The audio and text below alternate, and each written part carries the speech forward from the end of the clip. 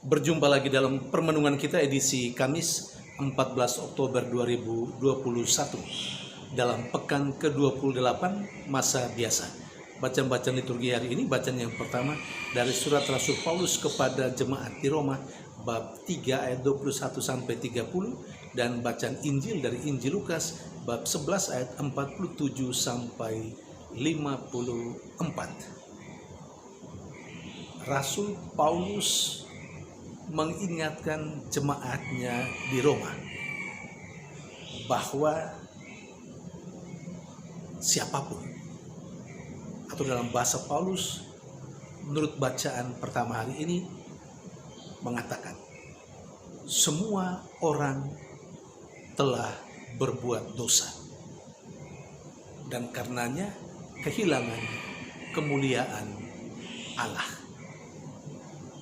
Bagi saya, kalimat ini sangat menarik.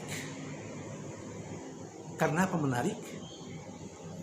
Kalimat itu mengingatkan saya akan kisah penciptaan manusia. Saya kira kisah penciptaan manusia atau penciptaan secara keseluruhan yang diceritakan dalam kitab Kejadian itu sebuah cerita yang sangat familiar untuk saya dan Anda, untuk kita semua. Secara khusus kisah penciptaan manusia. Manusia diciptakan menurut rupa Allah, menurut gambar Allah. Manusia diciptakan secitra dengan Allah. Karena itu,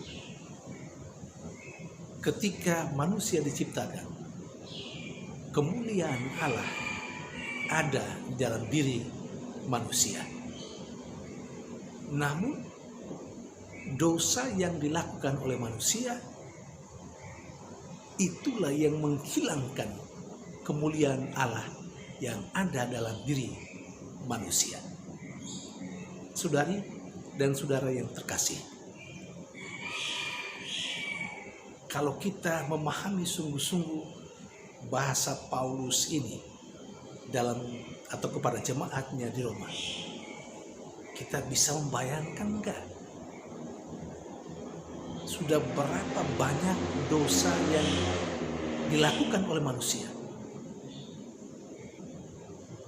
Dan karena itu konsekuensinya kemuliaan Allah hilang dalam diri manusia.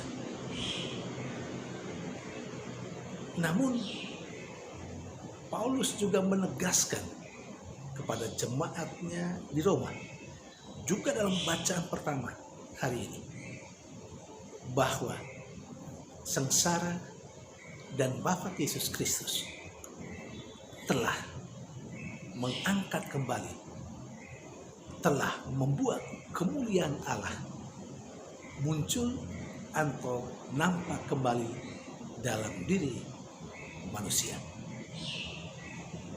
Saudari dan saudara yang terkasih, seharusnya kita bersyukur bahwa melalui Yesus Kristus Allah yang menjadi manusia, kemuliaan Allah yang telah hilang karena dosa dan kesalahan yang dilakukan manusia sekarang ada kembali dan kembali bertakhta dalam diri manusia. Memang melalui sengsara dan wafat Allah yang menjadi manusia, yakni Yesus Kristus itu, dosa diampuni. Tetapi dari orang yang melakukan dosa itu, dari manusia itu sendiri, tetap dituntut pertanggungjawabannya. Hal yang sama juga dikatakan di dalam bacaan Injil. Bacaan Injil hari ini masih merupakan kelanjutan bacaan Injil hari kemarin, Rabu 13 Oktober 2021. Yesus masih mengecam orang Farisi dan ahli Taurat. Yang dikritisi Yesus kepada orang Farisi dan ahli Taurat dalam bacaan Injil hari ini adalah bahwa mereka membangun makam-makam para nabi, yang sesungguhnya para nabi itu dulu telah dibunuh oleh nenek moyang mereka sendiri. Bagi Yesus, dengan cara seperti itu, dengan membangun makam para nabi, mereka sesungguhnya menyetujui perbuatan atau peristiwa pembunuhan yang dilakukan oleh nenek moyang mereka terhadap para nabi, para utusan Allah. Bahkan Yesus menegaskan, karena itu mereka ikut ambil bagian atau mereka juga menjadi berdosa karena menyetujui apa yang dilakukan oleh nenek moyangnya, dan karena itu pula mereka dituntut pertanggungjawabannya. Saudari dan saudara yang terkasih, pesan bagi kita melalui kedua bacaan hari ini. Pertama, kita harus menyadari, kita harus menjaga kemuliaan Allah yang ada di dalam diri kita masing-masing. Karena itu, berusahalah sekuat tenaga, semampu kita, untuk tidak melakukan dosa dan kesalahan. Karena setiap kali kita melakukan dosa dan kesalahan, kita kehilangan kemuliaan Allah yang bertakhta di dalam diri kita.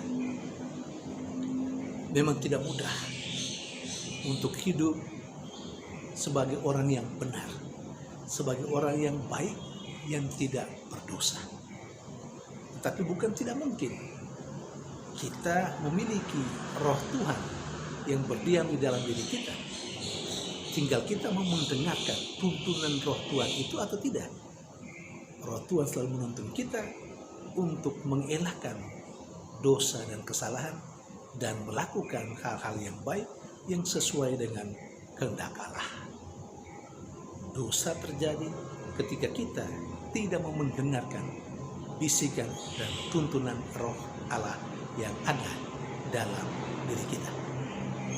Tapi kita bersyukur juga bahwa Yesus melalui sengsara dan wafatnya telah membuat kemuliaan Allah yang telah hilang karena dosa dan kesalahan kita tetap berada dan bersemayam dalam diri kita. Kita mohon kekuatan dari Allah senantiasa setiap saat untuk selalu membuat kita mampu menjalani hidup sesuai dengan kehendak-Nya, supaya kita yang diciptakan menurut gambarnya itu, gambar Allah itu, rupa Allah itu tetap tinggal di dalam diri kita. Dan yang kedua, kita diminta untuk sesuatu yang tidak baik, untuk sesuatu yang tidak benar, kita diminta supaya tidak ikut atau terlibat dengan memberikan persetujuan. Karena ternyata kalau kita mengatakan kita setuju dengan sesuatu yang tidak baik, yang tidak bagus, dengan sesuatu yang jelek, kita sebenarnya terlibat dalam melakukan dosa. Dan karena itu dari kita pun akan dituntut pertanggungjawaban. Lagi-lagi kita diminta untuk tetap kokoh, beri teguh pada apa yang dikehendaki Allah dan menghayatinya dalam kehidupan sehari-hari. Tuhan memberkati.